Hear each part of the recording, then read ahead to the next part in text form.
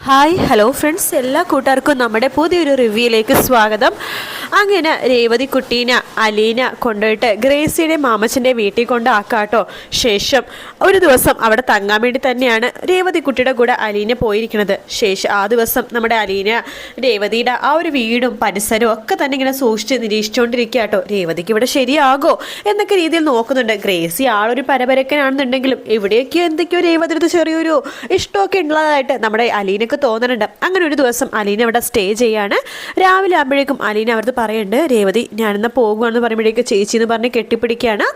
Gracy പറയുന്നുണ്ട്, ഹോ നീ ഇങ്ങനെ കരയേണ്ട കാര്യമൊന്നും ഇല്ല, എല്ലാ മാസം അവൾ നിന്റെ സുഖവിവരം അന്വേഷിക്കാൻ വേണ്ടി ഇങ്ങോട്ട് വരുമല്ലോ, പിന്നെ എന്തിനാണ് ഇങ്ങനെ കരയണത്?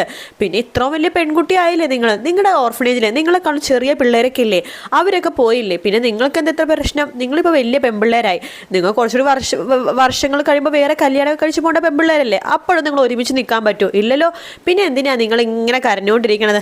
സമയം കണ്ടിട്ട് പെൺകൊച്ചേ, നിനക്കങ്ങ് കഴക്കൂട്ടം വരെ എത്തേണ്ടതല്ലേ, ശരിയെന്നാ എന്ന് പറയണം. അങ്ങനെ അലീന അവിടെ നിന്ന് ഇറങ്ങും കേട്ടോ. രേവതി പൊട്ടിക്കരഞ്ഞുകൊണ്ടിരിക്കുകയാണ്. അലീന പോണവരെ രേവതി മുറ്റത്ത് തന്നെ നിൽക്കുന്നുണ്ട്. ശേഷം രേവതി അകത്തേക്ക് പൊട്ടിക്കരണ്ട് ഓടിപ്പോവാണ്. നോക്കുമ്പോൾ നമ്മുടെ പട്ടി, അതായത് നമ്മുടെ അവിടെ ഒരു നായ ഉണ്ടല്ലോ, വളർത്തുന്ന നായ ഉണ്ടല്ലോ, ആ നായ അങ്ങോട്ടേക്ക് വരുന്നുണ്ട്.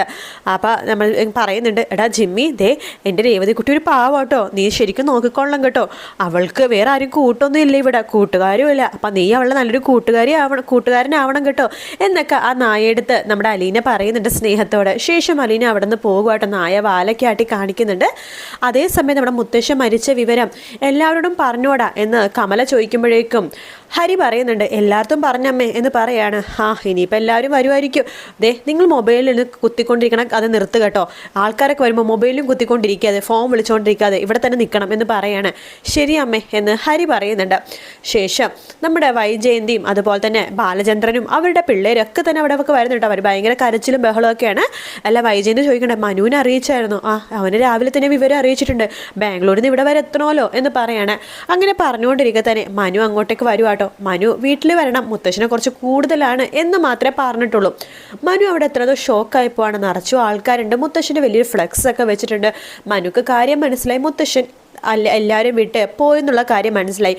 മനു ആകെ വിഷമത്തിൽ അകത്തേക്ക് കയറി പോവാണ്. അപ്പം മുത്തശ്ശൻ ഇങ്ങനെ ജീവനില്ലാതെ ഇങ്ങനെ കിടക്കണ കാണാണ്. മനു പെട്ടെന്ന് തന്നെ പൊട്ടിക്കരയാട്ടോ.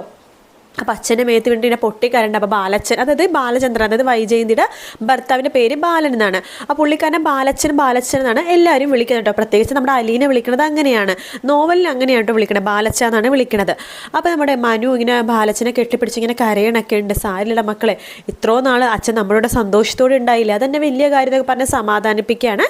അങ്ങനെ മുത്തശ്ശൻ്റെ ഓരോരോ കാര്യങ്ങൾ മനു ഇങ്ങനെ ആലോചിച്ചുകൊണ്ടിരിക്കുകയാണ്. അവസാനം മുത്തശ്ശനെ കണ്ട സമയത്ത് മുത്തശ്ശനാകെ ഒരു കാര്യം മാത്രമേ പറയാനുണ്ടായുള്ളൂ, ആ പെൺകുട്ടി അലീനെ ഇങ്ങോട്ട് കൂട്ടിക്കൊണ്ടുവരണം എന്ന് പറഞ്ഞത്. അത് മനുക്ക് നല്ല ഓർമ്മയുണ്ട് കേട്ടോ. അങ്ങനെ മുത്തശ്ശൻ്റെ ചടങ്ങുകളും കാര്യങ്ങളൊക്കെ കഴിയാണ്. മുത്തശ്ശനെ ദഹിപ്പിക്കുകയും ചെയ്യുന്നുണ്ട്. എല്ലാവരും ആ വീട്ടിൽ തറവാട്ടിൽ തന്നെ ഉണ്ട് കേട്ടോ. അതൊന്ന് ദഹിപ്പിച്ച് കഴിഞ്ഞാലും സഞ്ചയനം കഴിഞ്ഞിട്ട് ആ വീട്ടിൽ നിന്ന് പോകാൻ പാടില്ലല്ലോ.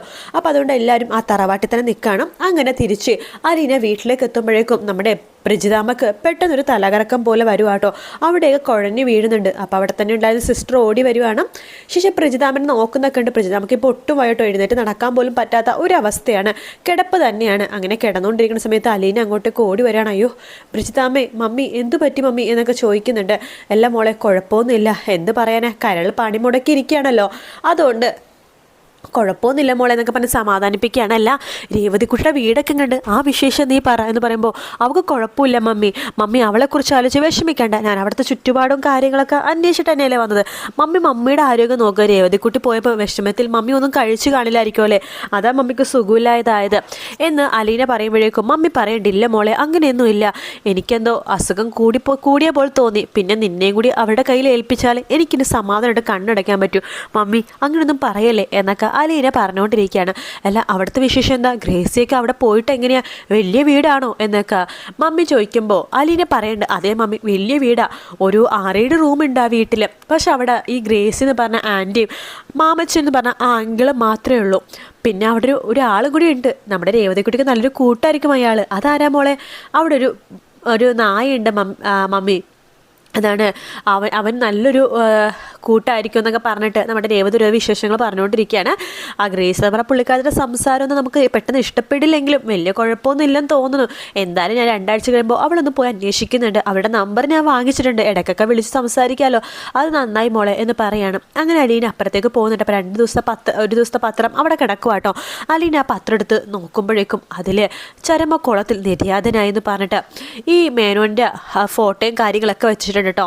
കുഞ്ഞിരാമ മേനോൻ്റെ ഫോട്ടോയും കാര്യങ്ങളൊക്കെ വെച്ചിട്ടുണ്ട്. അത് കാണുന്നത് അലീന ആകെ ഷോക്ക് അടിച്ച പോലെ ആവാണ്. കാരണം അലീനക്കറിയാലോ അലീനയുടെ മുത്തശ്ശനാണ് അതെന്നുള്ള സത്യം. അതുകൊണ്ട് തന്നെ അലീന ഓടി വരുവാണ് മമ്മിയുടെ അടുത്തേക്ക്. മമ്മി എന്ന് പറഞ്ഞ് ഓടി വരുന്നുണ്ട്. എന്താ മോളെ ചോദിക്കുമ്പോൾ അത് മമ്മി ഈ പത്രത്തിലെ വാർത്ത മമ്മി കണ്ടോ? അത് മോളെ എനിക്കൊന്ന് വയ്യാത്തോണ്ട് പത്രം വായിച്ചില്ല. ദേ മമ്മി ഇത് എഴുതിയേക്കണം നോക്കി എന്ന് പറഞ്ഞിട്ട് കാണിച്ചു കൊടുക്കുകയാണ്.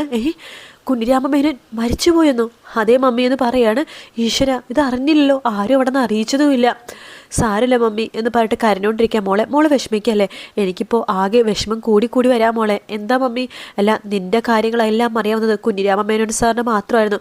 ഇനി നിന്നെ കൂട്ടിക്കൊണ്ടുപോകാൻ വേണ്ടി ആര് വരും മോളെ? നിനക്കിനി ആരാ ഉള്ളത് എന്നൊക്കെ ഇങ്ങനെ പറയാട്ടോ. അപ്പോൾ അലീന പറയണ്ട, സാരമില്ല മമ്മി എന്നൊക്കെ പറയാണ്. ഇല്ല മോളെ, എനിക്കിപ്പോൾ ആകെ വിഷമമായി വരുവാണ്. എന്നാലും എൻ്റെ മോളുടെ അവസ്ഥ എങ്ങനെയായാലോ, നിന്നെയും കൂടി അദ്ദേഹത്തിൻ്റെ കയ്യിൽ ഏൽപ്പിച്ചപ്പോഴേക്കും സമാധാനമായെന്ന് വിചാരിച്ചതാണ് എന്നൊക്കെ പറഞ്ഞിട്ട് മമ്മി ആകെ വിഷമത്തിലാണ്. അലീന സമാധാനിപ്പിക്കുന്നൊക്കെ ഉണ്ട് കേട്ടോ. മമ്മി സാരമില്ല മമ്മി, എല്ലാം ശരിയാകും എന്നൊക്കെ പറയാണ്. അങ്ങനെ ദഹിപ്പിക്കലും സഞ്ജയൊക്കെ കഴിഞ്ഞിട്ട് മനു അതിനെക്കുറിച്ച് ആലോചിക്കുകയാണ്. അലീനനെ എങ്ങനെയെങ്കിലും ഇങ്ങോട്ട് കൊണ്ടുവരണമല്ലോ. പക്ഷെ ഇവിടെ ഇപ്പോൾ മുത്തശ്ശനില്ലാത്തതുകൊണ്ട് മുത്തശ്ശനെ നോക്കാൻ വേണ്ടി ഒരു ഹോം നേഴ്സിനെ കൊണ്ടുവരാൻ പറ്റില്ല. മുത്തശ്ശനെ നോക്കാൻ വേണ്ടി തന്നെ കൊണ്ടുവരാൻ പറ്റുള്ളൂ. പക്ഷെ ഇതെങ്ങനെ വൈജയന്തി ആൻറ്റി അടുത്ത് പറയുമെന്ന് ആലോചിച്ചിരിക്കുകയാണ് മനു. ശേഷം ആൻറ്റി അടുത്ത് പറയുന്നുണ്ട്, അതെ ആൻറ്റി, എനിക്കൊരു കാര്യം ആൻറ്റി അടുത്ത് പറയാനുണ്ട്. എന്താ മനു എന്ന് വൈജയന്തി ചോദിക്കുമ്പോൾ മനു പറയണ്ടല്ല, മുത്തശ്ശിയുടെ കാര്യങ്ങൾ നോക്കാനായിട്ട് ഞാനൊരാളെ അങ്ങോട്ട് കൊണ്ടുവന്നോട്ടെ. ആളെയോ? അതിൻ്റെ ആവശ്യമുണ്ടോ മനു? ഞാനും പിള്ളേരൊക്കെ ഇല്ലേ? അതൊക്കെ ശരി തന്നെയാണ്.